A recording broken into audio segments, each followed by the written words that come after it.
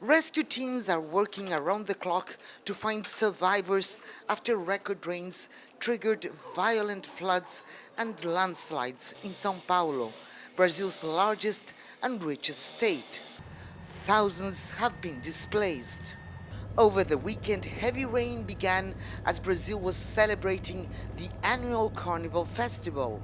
In the city of São Sebastião, the epicenter of the disaster, 627 millimeters of rain fell in less than 24 hours, twice the amount expected for the whole month of February. Entire houses collapsed in the town, located some 200 kilometers from the city of Sao Paulo, while desperate neighbors were trying to leave the area. After the disaster, a 180-day state of emergency was declared for São Sebastião and 5 other nearby towns.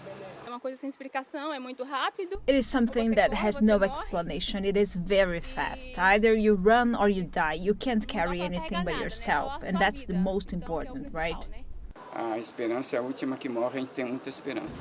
is the last thing to die. There is another hill near here where people are still buried.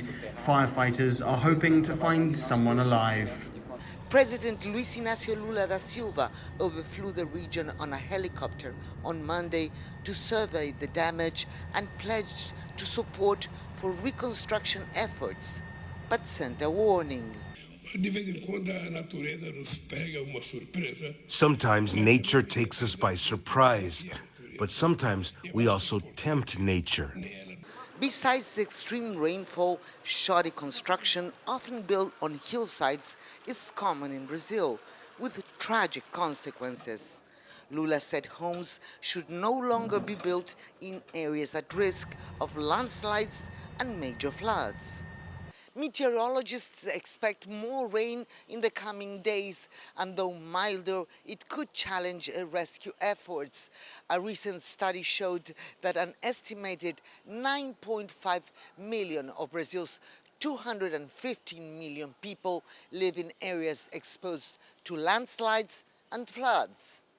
Lucrecia, Franco, CGTN, Rio de Janeiro.